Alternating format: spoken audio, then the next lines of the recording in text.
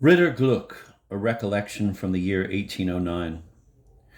Usually there are still several lovely days in the late fall in Berlin. The cheerful sun breaks out of the clouds, and the moisture and the soft breezes that drift through the streets quickly evaporates.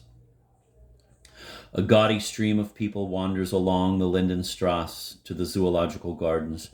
Dandies, solid citizens with their wives and adored children, all dressed in their Sunday best.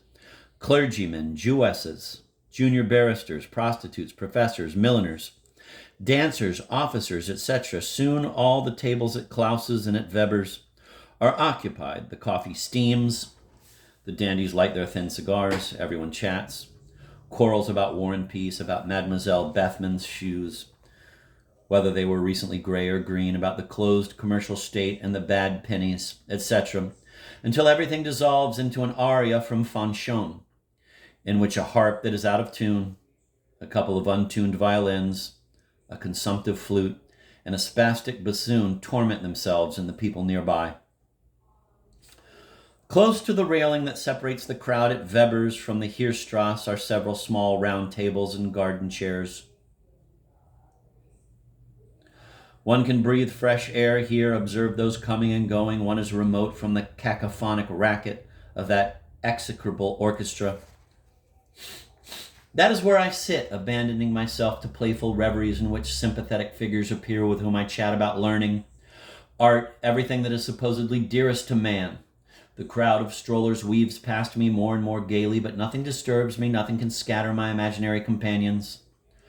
Only the damned trio from an extremely vile waltz drags me from my dream world. I hear only the screeching upper register of the violins and flute and the snoring bass of the bassoon. The sounds rise and fall, keeping firmly to octaves that lacerate the ear, and I cry out involuntarily like a person seized by a burning pain. What insane music! What abominable octaves! Someone murmurs next to me. Accursed fate. Another octave chaser. I looked up and only then became aware that a man had sat down at the same table, his eyes riveted on me. I could not take my eyes off him.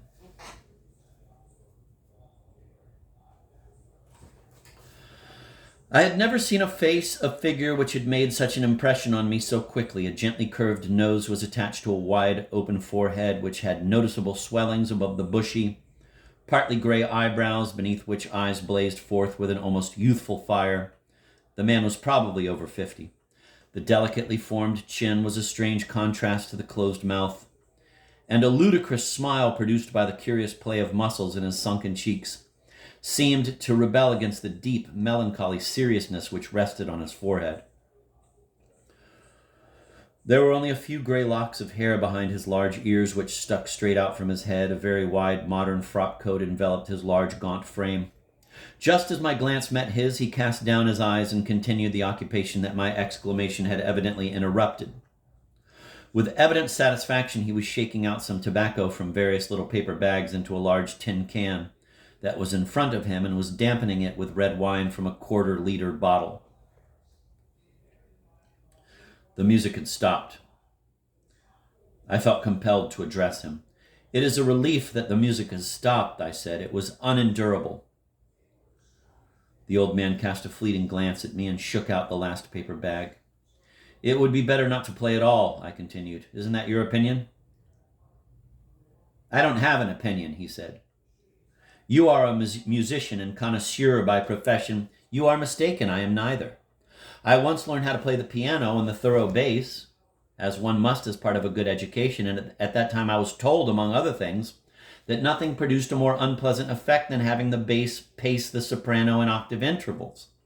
I accepted that at the time as authoritative, and I have since found it always verified." "Really?" he interrupted me, as he stood up and strode slowly and thoughtfully towards the musicians while frequently striking his forehead with the flat of his hand, his face upturned, like someone trying to awaken a recollection. I saw him speaking to the musicians, whom he treated with lordly dignity. He returned and had scarcely sat down when they began to play the overture to Iphigenia in Aulis.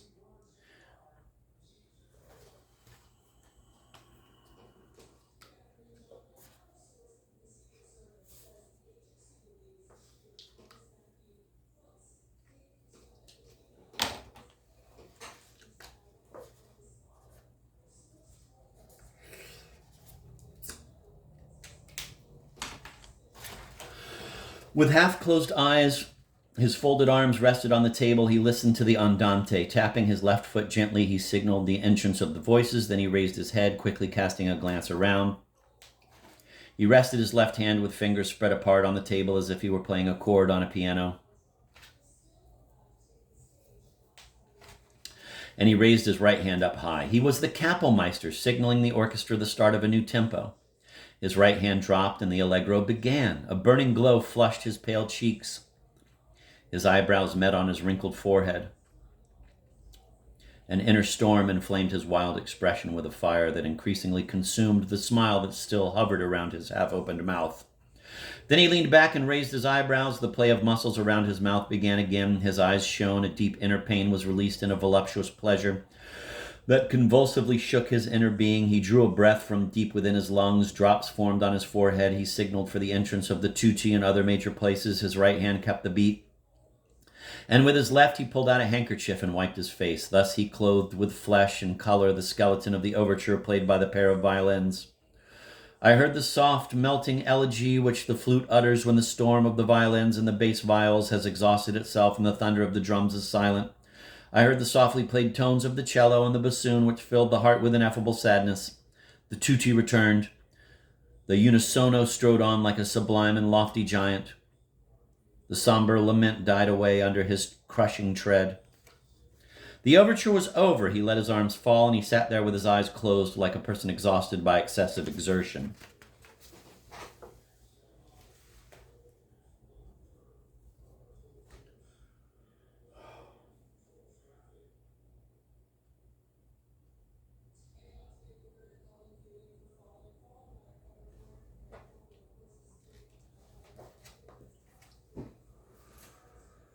His bottle was empty. I filled his glass with Burgundy, which I had meanwhile ordered. He sighed deeply and seemed to be awaking from a dream. I urged him to drink, which he did without ceremony, and while he dashed off the glass in one swallow, he cried, "I am satisfied with the performance." The orchestra performed very nicely. "And yet," I interrupted, "and yet only the pale outline of a masterpiece that has been composed with vivid colors was presented." "Do I judge rightly? You are not a Berliner?" "Quite right. I only stay here from time to time." "The Burgundy is good, but it is getting cold here. Let's go inside and finish the bottle." "A good suggestion. I don't know you, but on the other hand, you don't know me either. We will not ask each other's name. Names are sometimes a nuisance. I will drink the Burgundy. It costs me nothing, and we are comfortable together, and that is enough." He said all this with a good-natured cordiality. We had entered the room. When he sat down, he opened his frock coat, and I noticed with surprise that he was wearing under it an embroidered waistcoat, long coat-tails, black velvet breeches, and a quite small dagger. He buttoned the coat again carefully. "Why did you ask me if I was a Berliner?" I began. "Because in that case I would have been obliged to leave you." "That sounds mysterious."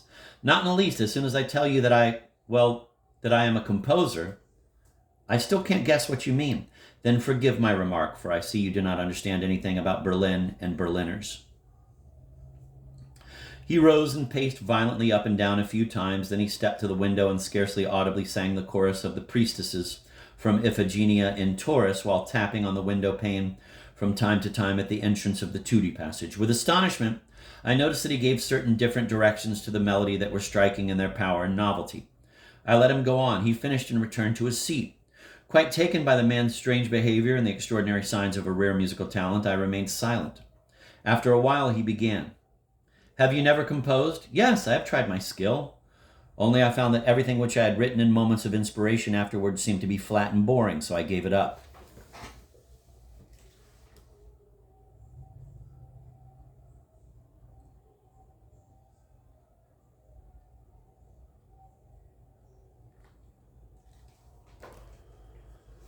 "You acted wrongly. The very fact that you rejected your own attempts is no bad sign of your talent. One learns music as a boy because father and mother wish it, so one fiddles and bangs away, but without noticing it.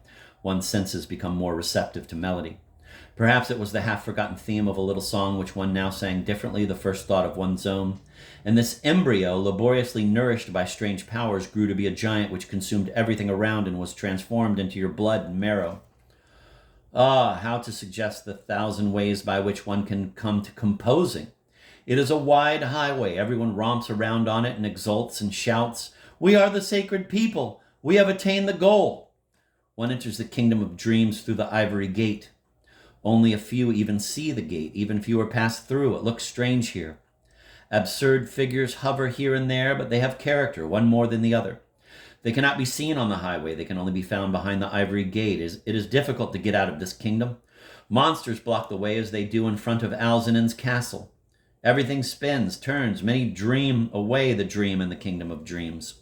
They dissolve in dreams. They do not cast a shadow any longer, for otherwise by the shadow they would know about the ray of light that passes through this kingdom. But only a few, awakened from the dream, arise and stride through the kingdom of dreams. They attain the truth. The highest moment is there, contact with the eternal, the ineffable. Look at the sun. It is the triad from which the chords, like stars, shoot out and entwine you with threads of fire. You lie as in a cocoon of fire until the soul swings up to the sun.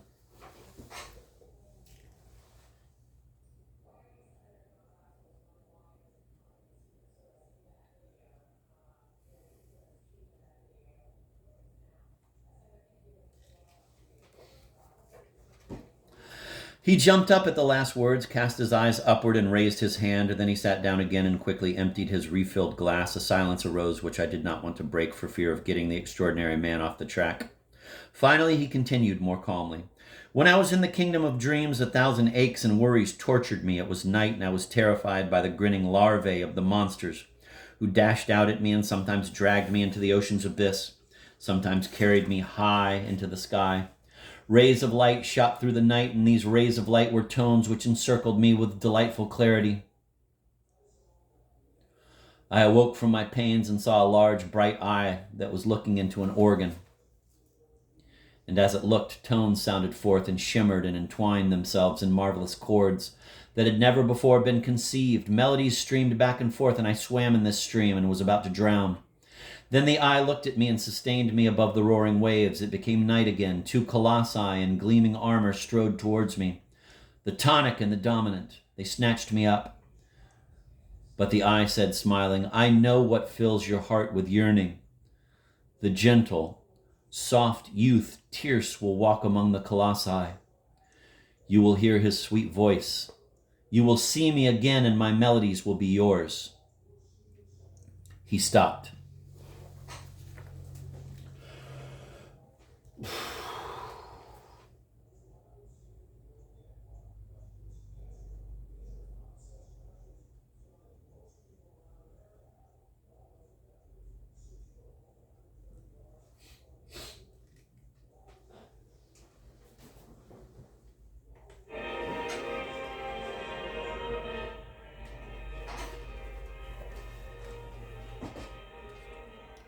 "And you saw the eye again?" "Yes, I saw it again. For many years I sighed in the kingdom of dreams. There, indeed, there. I saw in a marvelous valley and listened to the flowers singing together. Only a sunflower was silent and sadly bowed her closed calyx to the ground. Invisible bonds drew me to her. She raised her head. The calyx opened and shone toward me from within the eye. Now tones like rays of light flowed from my head to the flowers, which greedily drank them. The leaves of the sunflower grew bigger and bigger. Fire streamed from them, encompassed me. The eye had vanished, and I was in the calyx." With the last words, he sprang up and hurried out of the room with a quick, youthful stride. I awaited his return in vain. I decided, therefore, to go back to the city.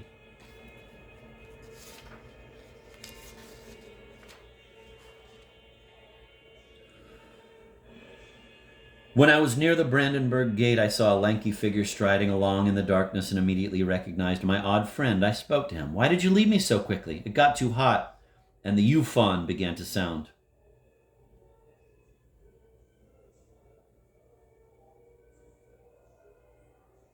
"I don't understand you." "All the better. All the worse, for I would like to understand you completely." "Don't you hear anything?" "No. It is gone. Let us go. Usually I don't like company, but you do not compose. You are not a Berliner."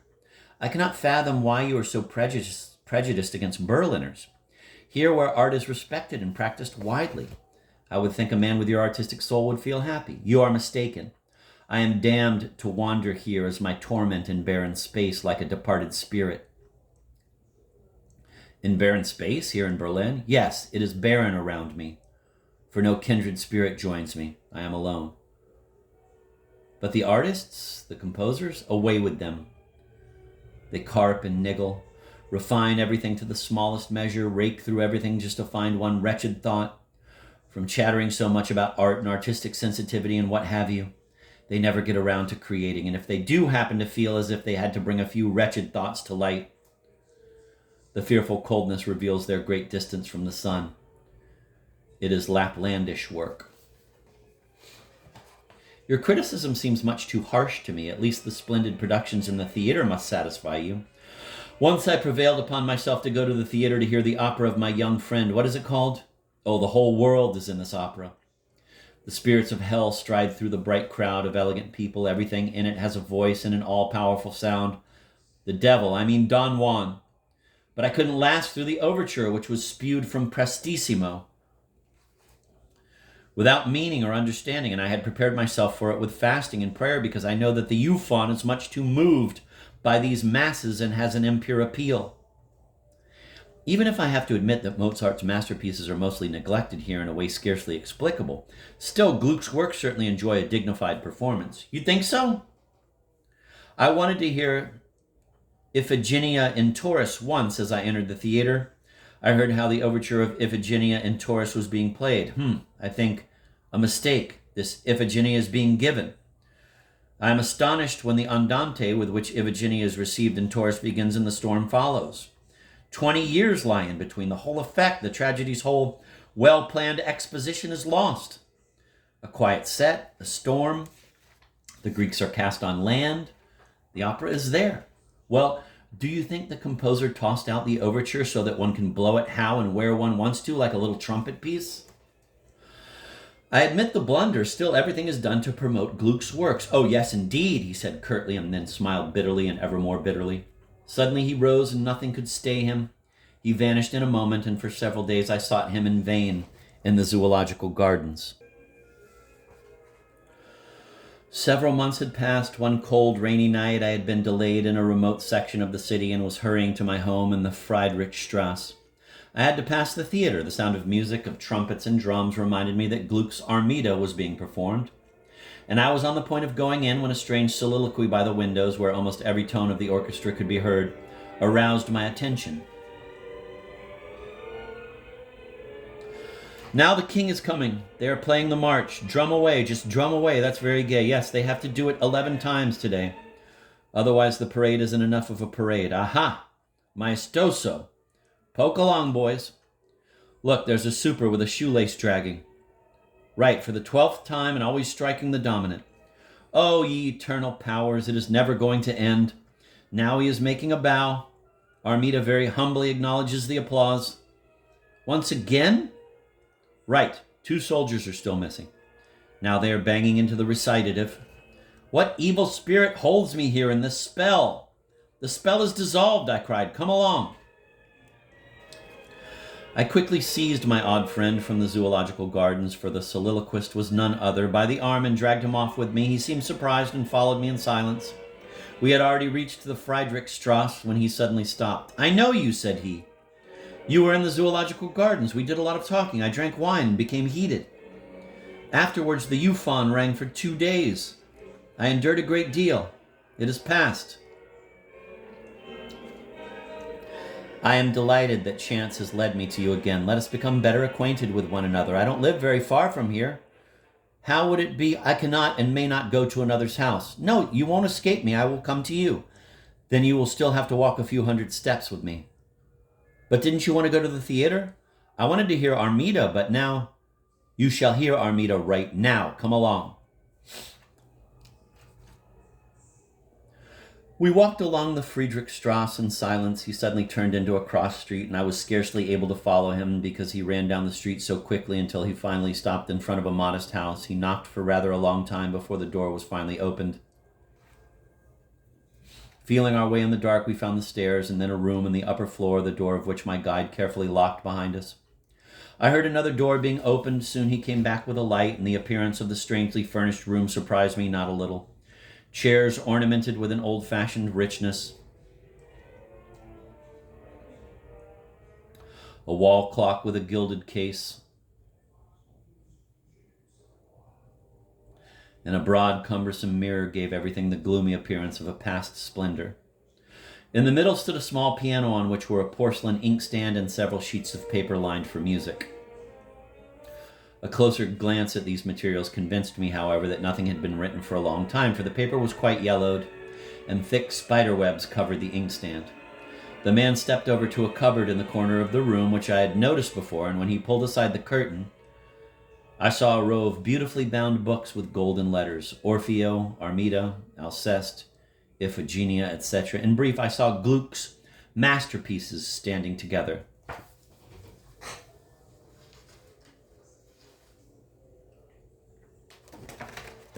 "You have Gluck's complete works?" I cried. He did not answer, but his mouth twisted in a convulsive smile. And in a flash, the play of muscles in his sunken cheeks distorted his face to a fearful mask. His somber glance directed fixedly at me. He seized one of the books. It was Armida, and strode solemnly toward the piano. I opened it quickly and set up the music stand. He seemed pleased with that. He opened the book, and who can describe my astonishment? I saw music paper, but without a single note written on it. He said, "Now I will play the overture. Turn the pages at the right moments." I promised to do so. Then he played marvelously and masterfully, with complete chords, the majestic Tempo di Marcia, with which the overture begins, almost completely true to the original. The allegro, however, merely had Gluck's main thoughts woven into it. He introduced so many new and inspired twists that my astonishment grew and grew. His modulations were especially striking without becoming harsh. And he knew how to add so many melodic melismas that they seemed to be recurring in ever-rejuvenated form. His face glowed. Sometimes his eyebrows were drawn together and a long restrained anger seemed about to burst forth. Sometimes his eyes swam in tears of deepest melancholy. At times he sang the theme with a pleasant tenor voice while both hands were working at artistic melismas. Then, in a quite special way, he knew how to imitate the hollow sound of the drum. I turned the pages industriously by watching his glance. The overture was over, and he fell back in his chair, exhausted, his eyes closed, but soon he leaned forward again and said in a hollow voice, while hastily turning more empty pages of the book, "I wrote all this, my good sir, when I came from the kingdom of dreams, but I betrayed that which is holy to the unholy, and an ice-cold hand reached into my glowing heart. It did not break. Then I was damned to wander among the unholy like a departed spirit, formless so that no one would recognize me until the sunflower should raise me again to the eternal. Ah, now let us sing Armida's scene."